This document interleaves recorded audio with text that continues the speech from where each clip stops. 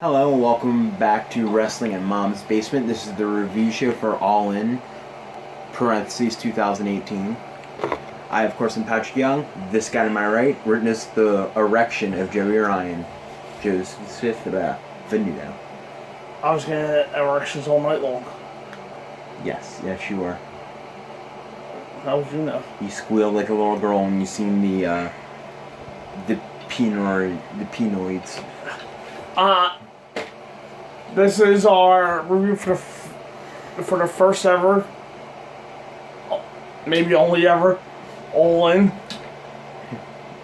Or the first of many. We don't know yet. Yeah. Kicking things off with 0 Hour. SCU, Frank Kazarian, and Squibber Sky defeat the Briscoes. I thought it was a really good match to start off the show with. And I thought that SCU played the faces very well compared to the Briscoes, who I thought also played the heel, also had amazing heel work in here. I thought it was overall an excellent way to start the show and got the crowd going. Yeah, this was a very good match to kick off the show. They had the hot crowd, and this was the right call to kick things off. I ended up giving it a B. B+.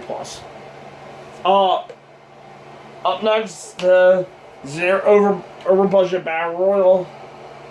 Chico won to get a shot Jay Lethal Land Knight who turned out to be Flip Gordon. However, before he eliminated the last participant, he took off his mask to reveal that it was in fact Flip Gordon. Mm-hmm. So Flip Gordon was officially All In. I thought that was a nice little angle they had. The Battle Royal itself was actually well worked. I thought everybody had at least a little moment to shine in that match. And Flip Gordon ends up finally completing his whole angle with he can't be put on All In. Cody won't put him all in whatsoever. He finally gets All In by hook or by crook.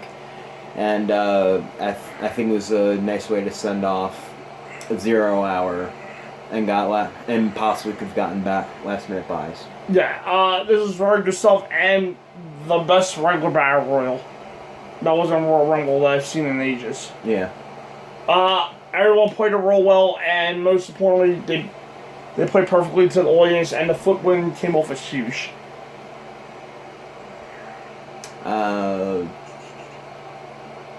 B. B. I don't know why I was lost there. I just remember that we didn't give our grades. I thought we did. Kick off the show, main show, Matt Cross defeated MJF. I thought it was a solid opener on the main show. Probably the match that was just the most thrown together, and so you really didn't know the history between MJF or Matt Cross. So there really wasn't as much to grab on to. It's probably the weakest match on the show, but that's actually not saying much considering how the show turns out to be. Yeah, this was a late edition, but it was a pretty good back in first match. Both guys working hard. I gave it a C+. C+. Next, Christopher Daniels won on pay-per-view and defeated Steven Amell. Yeah, I wasn't doing it that well in the predictions area for the first half of this card, it seems like. You did fine. You were practically undefeated. I went for like 1-5 in the first. You were at least matches. you were on a streak. I was on a bad streak. But I thought Christopher Daniels and Steven Amell did incredibly well together. Christopher Daniels, I thought, guided the match very good for the veteran. I thought it was also a nice touch to add Jerry Lynn as well. Someone with even more veteran experience than Christopher Daniels to help guide Steven in whatever troubles he may go through in the match. I thought Steven Amell did very well as well. He's had 2 other matches in his wrestling career, and he's always been very athletic and always willing to do things that would surprise you out of an actor. Mm-hmm. So I thought this match was very good. Yeah, this was a good match. Daniels led a smart match, and Amell worked his ass off and did well for himself and should be proud. I see way worse efforts all weekly national TV from professionals. So, Yes. Jinder, Alexa, Carmella, the Trinity of bad. It's just like the Trinity of beef. Smartphone devices under Joseph's account. To get started, go to the smartphone section of the Shut Alexa up. app. It's like the Trinity of beef. Friends of ours. But it's the Trinity of bad. Jinder, Carmella, Alexa, Nia, Dana, Titus. You see way worse out for some professionals on weekly national TV shows. But specifically Alexa, Carmella, and Jinder, since they're on TV weekly. You don't want to take Alexa out. Jinder, Corbin, and Carmella. There you go. They bump more than Alexa, though. Stephen Mel did a lot more bumping than before. Yeah, a table spot at coast to coast. Yeah. So, yeah. But he did get tired at the end, but obviously he's not a trained wrestler. The Fish is stretched to feel a little overbooked with the Lynn stuff, but and I was actually surprised, I picked him to lose. I was actually surprised. I didn't know this. And giving the match a B+. B. Up next, Tessa Blanchard defeated Britt Baker, Chelsea Green, and Madison Rayne. I thought all four ladies worked very well together. There were only little moments where it became just who rolls up who next. And some of the roll-up transitions were sloppy at parts. But I thought all four of them put on a very exciting match together. Yeah, this was a real good match. The crowd was into the action. It was a bit disjointed, and it appeared a safe spot or two was really off. But they worked extremely hard and most importantly kept the crowd. The layout was really strong. And if it had been cleaner, and then I think it will come off as much better, or the match itself will be cleaner, I think it will come off as much better. Tessa really came across as the star of the four, which is no surprise because she's arguably the hottest woman. She is the hottest woman in wrestling. He'll say that until Tuesday. But everyone did well overall. I gave the match a B+. B.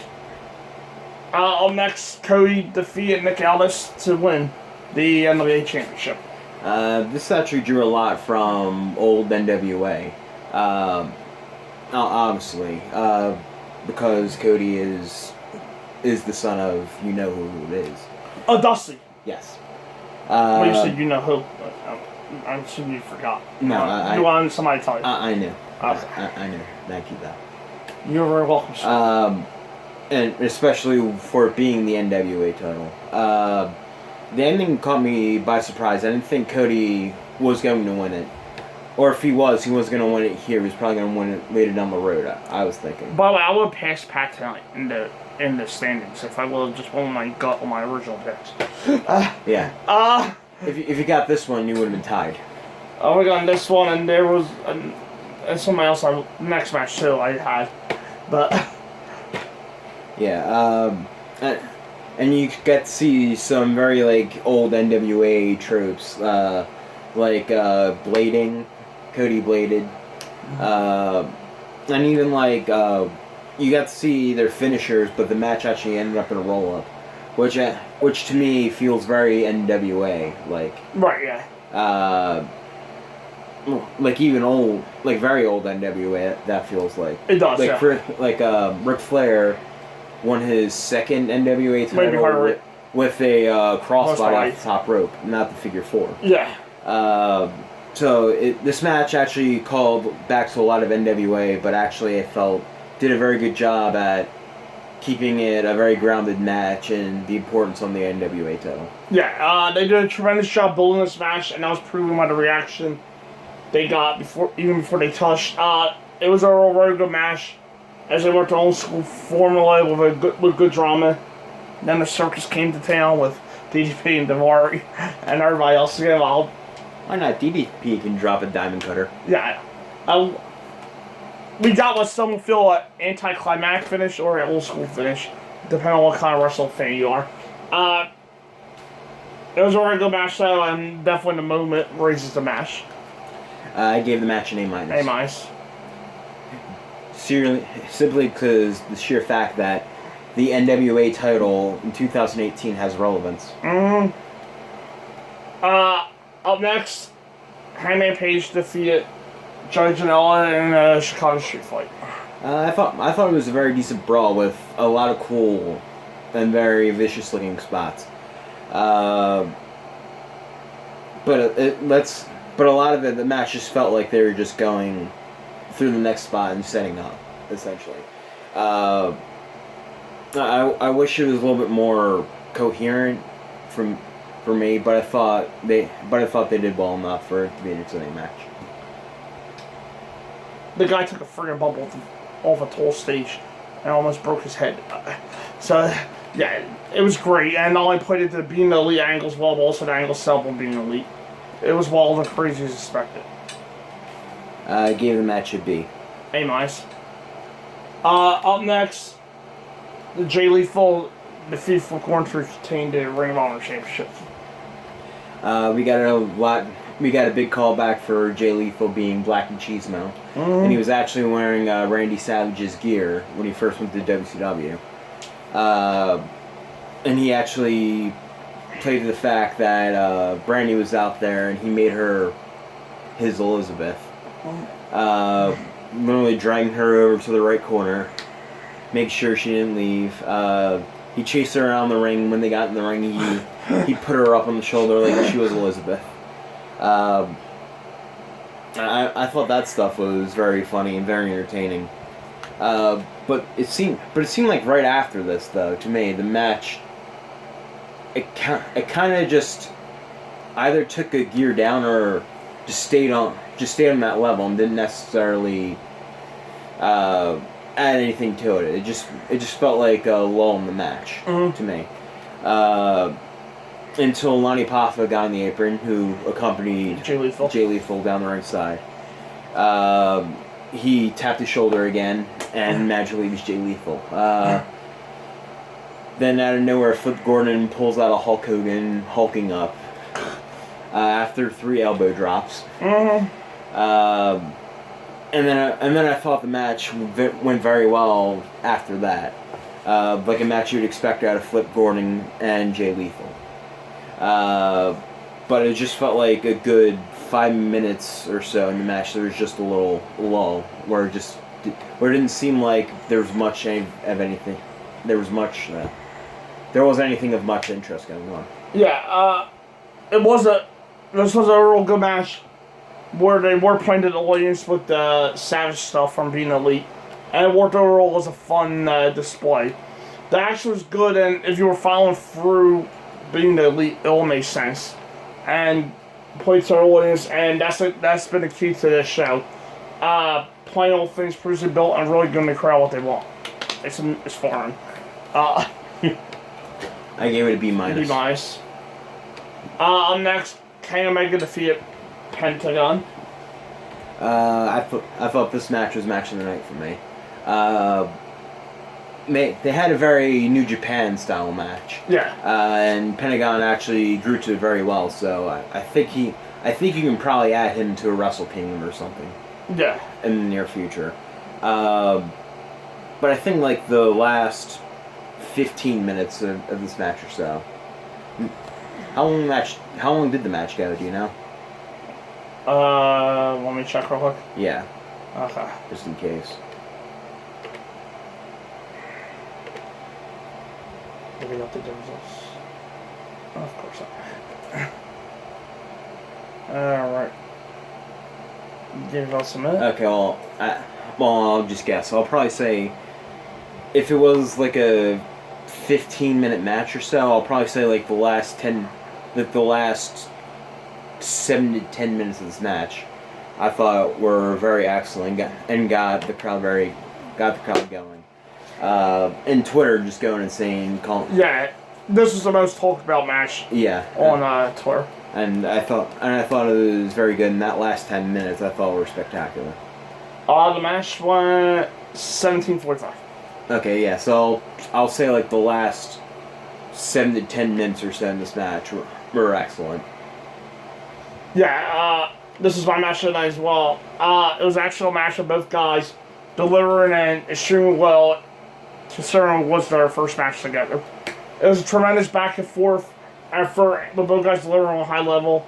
And while we know that Pentagon is great, putting such a great competitive effort against IWGP champion is a true feather in his cap. Mm-hmm. And he's had a really great 2018 so far. From a pure wrestling standpoint, this is easily best single no show so far. And more importantly, it's believable that Pentagon can win. It was also in a post-match angle. Chris Jericho, Lloyd went out. Chris Jericho attacked Omega, dressed up as Pentagon. And that only added to the moment. The match is everything I want. Yeah. I gave the match an A. A. Up next, Kazuchika Okada defeated Marty Scurll. This probably would be my second favorite match of the night. And I could probably say the same thing about this match that I did Omega and Pentagon. Like the last 7 to 10 minutes. 26 minutes. That's 26? Yeah. Alright, then probably like the last 10 minutes or so I thought were very good. However, with this one, it seemed like it took it a while to get to another level to me. Right. Not incredibly long, mind you, but it just took like a minute for them to feel each other out and get comfortable in the ring together and then just go. But again, I thought like the last 10 minutes or so in this match was incredible. Yeah, it was a real good match. But I thought the crowd was apathetic towards it a bit in the beginning of the match when they took a while to get going. And the work was just solid until Scurll picked things up and they're building to finally hitting the brain buster. Mm-hmm. And then picked up nicely and that helped a lot. But I do think it went too long for his position on the card. Yeah, it probably did. Considering the main event. Yeah. The main event. Since they were on regular pay-per-view and they're not WWE, they're not going to get overrun at any time on pay-per-view. And there was a lot of downtime they could have avoided to make this, I think, a more smoother and better pace match. It also, like I said, kind of the main event times. But the story match, Marty took Okada's best and came away looking good. I give the match an A-. A-. And then the main event, the Golden Elite, Young Bucks, Kota Ibushi, defeated Bandido, Rey Fenix, and Rey Mysterio. I think the big flaw in this match would be just the lack of time it got. 11 minutes and 52 seconds. Yeah. Usually Young Bucks 6-man tags in which they're involved they feel like at least 20 minutes. A lot of times. They probably had like a hard cutoff time that they had to deal with. Because literally it was just like they win, they started signing off, and like in the middle of signing off they were showing like the studio credits. And